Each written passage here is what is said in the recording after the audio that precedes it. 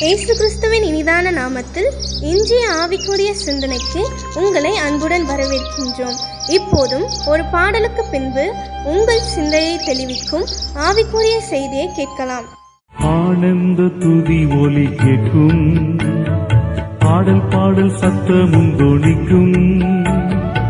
ஆகாய விண்மீனாய் அவர் ஜனம் பெருகும், ஆண்டவர் வாக்கு பலிக்கும். ஆகாய விண்மீனாய் அவர் ஜனம் பெருகும், ஆண்டவர் வாக்கு பலிக்கும்.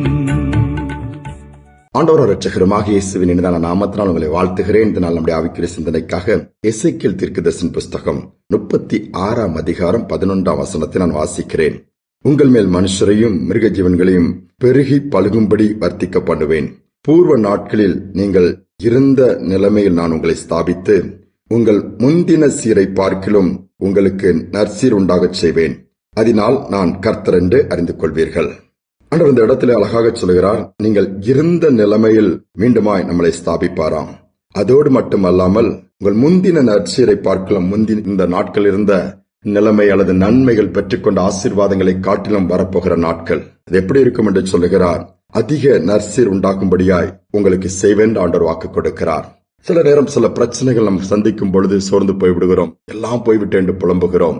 யோசிப்புடைய வாழ்க்கையை பாருங்கள். அவன் கண்ட சொப்பனம் வேற பெரிய அளவிலே உயர்ந்த இடத்துல இருக்கிறது மாதிரி, ஆனால் பட்ட பாடுகள் அதற்கு முற்றிலுமாய் எதிராகத்தான் இருந்தது. போத்திபார் வீட்டிலே அங்கே அடிமையாக இருக்கிறான். ஆதியாகமம் 39 அதிகாரம் தான் சொல்கிறது. யோசேப்பு நிமித்தம் அந்த குடும்பம் ஆசீர்வதிக்கப்படுகிறது, எல்லா நன்மைகள் உண்டாகிறது. ஆனால் அங்கும் யோசேப்புக்கு ஒரு பிரச்சனை வருகிறது. அந்த இடத்தை விட்டு செய்யாத காரியத்தை செய்தான் குற்றச்சாட்டப்பட்டு சிறைச்சாலையில் போடப்படுகிறார். அங்கும் வேதனை தான். ஏராளமான கேள்விகள் வந்திருக்கும். என்னாண்டவரை நீ சொன்னீரே, கொம்பை உயர்த்துவே, நீ உயர்ந்திருப்பாய், எல்லாரும் உன்னை வணங்குவார்கள், அந்த அளவு எவ்வளவோ காரியங்களை வெளிப்படுத்தினீரே, கேள்விகள் வந்திருக்கும். ஆனாலும் பொறுமையோடு கூட இருந்தார். எல்லா இடத்திலும் நிந்தனை, எல்லா இடத்திலும் அவமானம், தலை தூக்க முடியவில்லை, அவ்வளவு நெருக்கங்கள், ஏமாற்றங்கள், நஷ்டங்கள். ஆனாலும் பொறுமையாக இருந்தார். ஒரு நாள் வந்தது, சிறைச்சால் இந்த கர்த்தர் சிங்காசனத்திலே உட்கார வைத்து அழகு பார்த்தார். சூழ்நிலை பார்க்கும் பொழுது வாய்ப்பே கிடையாது. அடிமையாக விற்கப்பட்டார். அடுத்து அதையும் தாண்டி இன்னும் வேதனையான அனுபவமாகிய சிறைச்சாலைக்குள்ளே சென்று விட்டார். அவனை விசாரிக்க ஆள் கிடையாது, வெளியே எடுப்பதற்கு ஆள் கிடையாது, இவன் குற்றவாளி அல்ல என்று சொல்லி நிரூபிப்பதற்கு ஆள் கிடையாது. ஆனால் கர்த்தர் இருந்தார். நீங்கள் அவர்கள் இப்படிப்பட்ட காலகட்டத்தில் அல்லது இப்படிப்பட்ட சூழ்நிலையில் கடந்து போகலாம். எனக்கு யார் இருக்கிறா, எனக்காக வழக்காட, எனக்காக பரிந்து பேச, என் சூழ்நிலையை மாற்ற, எல்லாவற்றையும் இழந்து போய் இன்னைக்கு நிற்கிறேன் தெருவிலே, நான் என்ன செய்வதற்கு கர்த்தர் இருக்கிறார். ஒரு நல்ல ஒரு அருமையான கர்த்தருக்கு பயந்த குடும்பம் ஒரு சிறு கடையை வைத்து வியாபாரத்தை ஆரம்பித்தார்களாம். அது ஒரு மளிகை கடை. அந்த இடத்துல சிறு கடை தான், ஆனால் கர்த்தர் அதை ஆசீர்வதிக்க ஆரம்பித்தார். அதனால் வியாபாரம் பெருகினது, நன்றாக போய் கொண்டிருந்தது. இதை அந்த கடையை இடம் கொடுத்த ஓனர் பார்த்தாரு. அந்த கடை வைக்கும்படியா வாடகைக்கு தான் அவர்கள் கடை எடுத்து நடத்தி வருகிறார்கள். பார்த்த உடனே அவருக்கு ஒரு ஆசை வந்துச்சு, இந்த இடத்துல நல்ல கடை ஓடுத, உடனே இவரை காலி பண்ண சொல்லிட்டு அவர் அதுல மளிகை கடை வைத்தார். உங்களுக்கு என்ன செய்வதுன்றே தெரியவில்லை. திடீரென்று சொல்லி இப்படி சொல்லிவிட்டாரே, சண்டையும் போட முடியாது. ஜெபித்தார்கள். சரி, வேற வழி இல்லாமல் குறித்த நேரத்திலே பொருட்கள்லாம் இருக்கிறது எல்லாத்தையும் கிளியர் பண்ணிட்டு கொஞ்சம் வேற எங்கேயா பார்க்கலான்னு சொல்லி மூவ் பண்ணாங்க. கொஞ்சம் தள்ளி தூரமாக வந்து ஒரு சிறிய அதே மாதிரி ஒரு இடத்தை பார்த்து கடையை ஆரம்பித்தார்கள். கர்த்தருங்க ஆசீர்வதிக்க ஆரம்பித்தார். எப்படி தெரியுமா? அதே சிறு கடை ஒரு பெரிய சூப்பர் மார்க்கெட்டாக மாறிடுச்சு. இதுதான் காட்ஸ் டூயிங். சாதாரண கடையாக இருந்துச்சு, ஆண்டவர் ஆசீர்வதிச்சாரு. ஆனால் அங்கிருந்து அவர் துரத்தப்பட்டார். எல்லாவற்றையும் இழந்துதான் வெளியே வந்தார். அடுத்து என்ன செய்வது என்று வழி தெரியவில்லை, திகைத்தார். ஆனால் வழிகாட்டுகிற தீபமாகிய இயேசு வழிகாட்டினார். அற்புதம் நடந்துச்சு.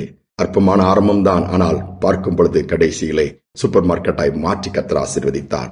முந்தின சீரை பார்க்கலும் பிந்தின சீர் வரப்போகிற நாள் ஆசீர்வாதமாக நிந்தைகளை மாற்றக்கூடியதாய் இருக்கும் என்றுதான் ஆண்டவர் சொல்லுகிறார். நீங்கள் சோர்ந்து போக வேண்டாம். தேவன் என் சூழ்நிலை ஒரு நாள் மாற்றுவார், என் நிந்தையை மாற்றுவார், பலவீனங்களை மாற்றுவார், எனக்கு அற்புதங்களை செய்வார், கையின் பிரயாசங்கள் ஆசீர்வதிக்கப்படும், வீணாய் விருதாவாக உழைக்கிறேன் என்கிற நிலைமை மாறும். இந்த நம்பிக்கையோடு கர்த்தரை நோக்கி பார்ப்போமா? அன்பின் தகப்பனே, இந்த நல்ல நாளுக்காக நன்றி. சமூகத்துல தாழ்த்தி வருகிறோம். அநேக நேரம் அநேக நன்மைகளை நாங்கள் இழக்க நேரிடுகிறது. அநேக நேரம் சில காரியங்கள் எங்களை விட்டு போய்விடுகிறது. அநேக நேரம் என்ன செய்வதென்று வழி தெரியாமல் திகைக்கிறோம். ஆனால் நீர் வழி காட்டுகிற தேவன், நீர் எங்கள் முன் செல்கிற தேவன். அப்பா, சகலத்தின் நன்மைக்கு ஏதுவாய் மாற்றிக் கொடுக்கிற தேவன். இப்படி ஆயிடுச்சுதே, என்ன செய்வதென்று அங்கலாய்க்கிற பிள்ளைகள் இந்த செய்தியை கேட்க நேரிடுமானால் பரலோகத்தின் தேவன் அந்த பிள்ளைகளுடைய சூழ்நிலையை பார்த்து விண்ணப்பத்தை கேட்டு அற்புதங்களை செய்து முந்தின நாட்களை காட்டிலும் முந்தின ஆசீர்வாதங்களை காட்டிலும் அடுத்த லெவலுக்கு கொண்டு போய் நிறுத்துங்கப்பா. உம்மால் முடியும். செய்வதற்காய் ஸ்தோத்திரம். பெரிய காரியங்கள் இந்த நாளில் செய்யும் துதிகான மகிமையெல்லாமுக்கு செலுத்துகிறேன். இயேசுவின் நாமத்தில் பிதாவே, ஆமென், ஆமென். ஆண்டவர் நம்மளை உயர்த்துகிற தேவன், வழிகாட்டுகிறவர். முந்தின நாட்களில் இருந்த நிலைமை காட்டிலும் வரப்போகிற நாட்கள் பெரிதான மேலான நிலைமையில் கர்த்தர் வைப்பார். இந்த சிந்தனையோடு இந்த நாளை தொடருவோம். மீண்டுமாய் நாளை தினம் சந்திப்போம். உன்னை நானே தெரிந்து கொண்டேனே மகனே, மகளே, உன்னை நானே தெரிந்து கொண்டேனே. உன் பெயர் சொல்லி நான் அழைத்தேனே, உன் பெயர் சொல்லி நான் அழைத்தேனே.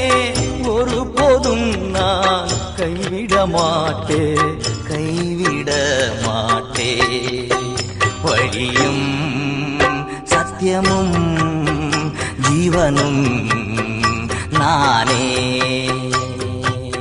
இஸ்ரவேலே பயப்படாதே, நானே உன் தேவன்.